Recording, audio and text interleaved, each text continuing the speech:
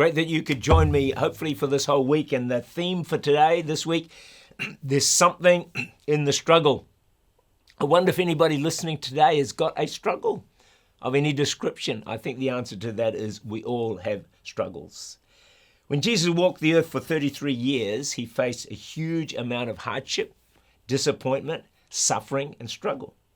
Do you ever wonder why the pathway of salvation had to be so difficult?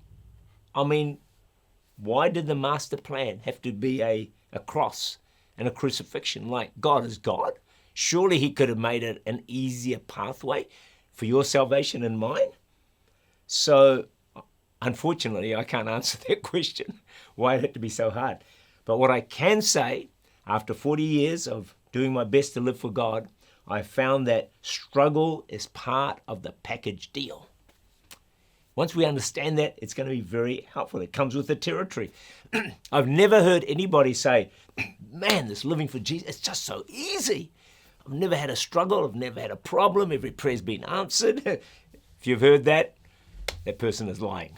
All right. So struggle's part of the journey. When I started out living for Jesus, nobody told me what it was going to be like. Did anyone tell you? Looking back, thank God they never told me. I probably might have said, excuse me, alternative road, please. I don't like what I'm hearing is going to be like. So the truth is we face struggles. I'm facing struggles right now, and it's challenging. But one of the major causes of disappointment in life is wrong expectations. Wrong expectations of what living for God is like, what you might face. It amazes me how Jesus left Paul in no doubt of how tough it was going to be. It's not how I would recruit people, by the way. Acts 9:15-16. But the Lord said to him, go, for he is a chosen vessel of mine to bear my name before Gentiles, kings, and the children of Israel. For I will show him how many things he must suffer for my sake. So Paul, I'm calling you. You're going to be a model of suffering for other believers. Do you want the job? Imagine employing someone and saying, hey, we've got a great job for you, but man, you are going to suffer so much. It's going to be so hard. You're probably going to want to quit most days. Do you want the job? Oh yeah, sign me up. Well, Jesus is brutally honest. And I think that's a good thing. So Jesus laid all the cards on the table with Paul and said, this is what it's going to be like. But guess what? Jesus says the same to you and to me. What? Yeah, he does. Come on, you're kidding me. I'm not kidding. Let me give you a verse. Mark 8:34-35. Whoever desires to come after me, is that you? Let him deny himself. Oh yeah, maybe I can do that. And take up his cross and follow me. Like, hold on a minute. Wait a minute. Deny myself? Oh, maybe I can do that. Take up a cross. Isn't that painful? Like, I've seen people crucified. Lord, I don't like the sound of that. Then he goes on, whoever desires to save his life will lose it, but whoever loses his life for my sake and the gospel's will save it.